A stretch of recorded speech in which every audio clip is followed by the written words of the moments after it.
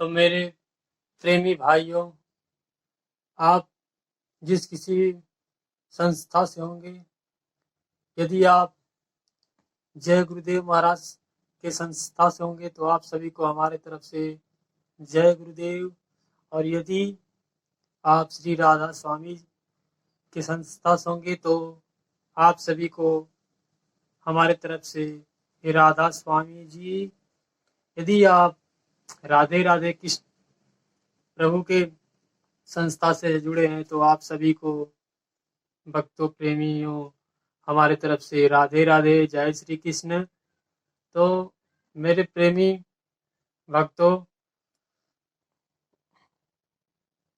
मेरे प्रेमी भाइयों, आप सभी को इस श्रीमद् भागवत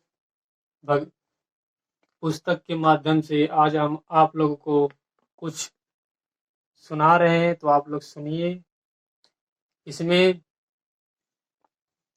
कृष्ण भगवान श्री अर्जुन जी से कह रहे हैं, जब युद्ध होता है तो उस युद्ध के दौरान आप लोग देखे होंगे, जानते होंगे, सुने होंगे, तो वहाँ पे कुछ जो है अर्जुन जी को कृष्ण भगवान स्वयं प्रभु जी ने सत्संग के माध्यम से उन्हें जो है भक्ति का ज्ञान प्रदान किया था। तो वही आप लोगों को हम सुना रहे हैं।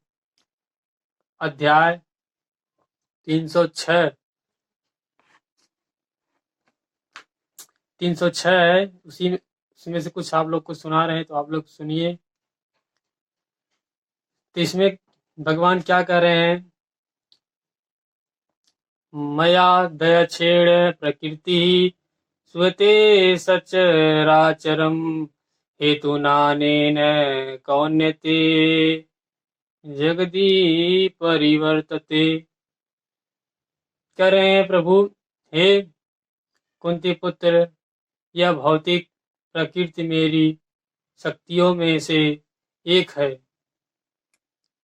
और मेरी अध्यक्षता में कार्य करती है, जिससे सारे चर तथा अचर प्राणी उत्पन्न होते हैं। इसके शासन में यह जगत बारंबार सृजित और विनष्ट होता रहता है। तात्पर्य, कृष्ण भगवान अर्जुन जी को सुना रहे हैं, यहाँ यह स्पष्ट कहा गया है कि यद्यपि परमेश्वर इस जगत के समस्त कार्यों में पृथक रहते हैं, किंतु इसके परम अध्यक्ष निर्देशक वही बने रहते हैं। परमेश्वर परम इच्छामय है और इस भौतिक जगत के आधार भूमि स्वरूप हैं, किंतु इसकी सभी व्यवस्था प्रकृति द्वारा की जाती है। भगवत गीता में भी कृष्ण यह कहते हैं, मैं विभिन्न योनियों और रूपों वाले जीव का पिता हूँ। जिस तरह पिता बालक उत्पन्न करने के लिए माता के गर्भ में वीर्य स्थापित करता है, उसी प्रकार परमेश्वर अपनी चितवन मात्र से प्रकृति के गर्भ में जीवों को प्रविष्ट करते हैं और वे अपनी अंतिम इच्छाओं तथा कर्मों के अनुसार विभिन्न रूपों तथा योनियों में प्रकट होते हैं।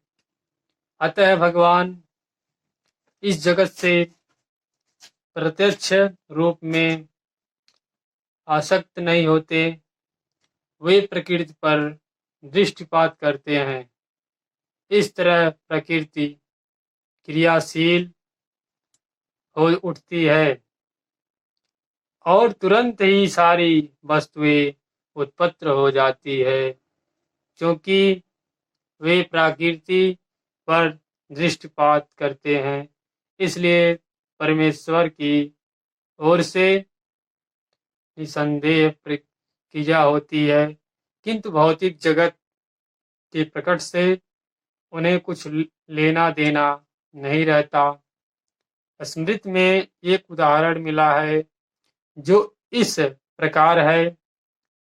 जब किसी व्यक्ति के समक्ष फूल होता है तो उसे उसकी सुगंध मिलती रहती है, किंतु फूल तथा सुगंधित एक दूसरे से विलग रहते हैं। ऐसा ही संबंध भौतिक जगत तथा भगवान के बीच है। वस्तुतः भगवान को इस जगत से कोई प्रयोजन नहीं रहता। तो प्रेमी भाइयों, हाँ, इस संसार में कुछ भी नहीं है। जब आप जो है जन्म लिए थे तो आप ऐसे करके जन्म लिए थे, हैं कि देखो ये संसार वालों, हम कुछ लेकर आए नहीं हैं।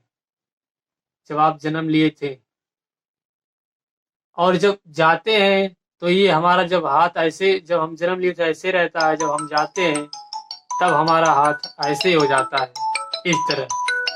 प्रेमी भाइयों, तो प्रेमी भाइयों, तब हमारा हाथ जब हम जाते हैं इस संसार को छोड़ के तो हमारा हाथ ऐसे हो जाता है कि देखो ऐ संसार वालों, हम कुछ लेके जा नहीं रहे हैं, ऐसे ही खाली जा रहे हैं।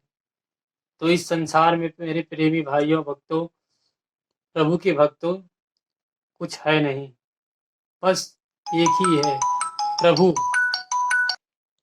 इस संसार में मात्र भक्ति है, इसके अलावा कुछ भी नहीं है। आप कितना भी कुछ भी कर डालिए, धन दौलत पुत्र पुत्री कुछ भी संसार में, जो आप लोग सुख शांति से नहीं, एक बार प्रभु की शरण में लग जाइए, देखिए कितना सुख शांति मिलता है। तो आगे सुनिए। तथा भगवान के बीच भी है,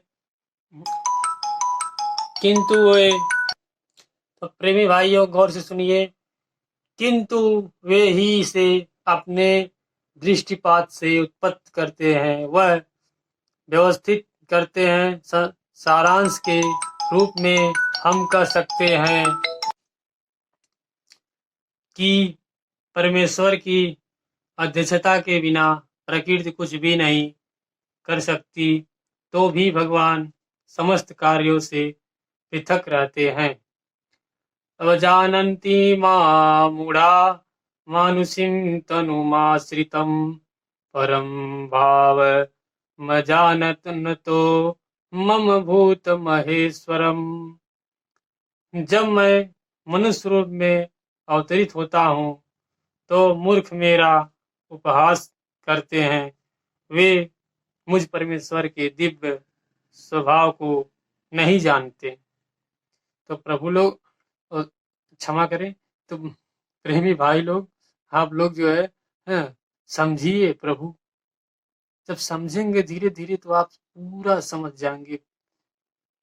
कुछ नहीं, एक ही है मात्र प्रभु, बस नाम, और कुछ नहीं इस संसार में। तो आप सभी को राधे राधे, राधा स्वामी जी, जय गुरुदेव।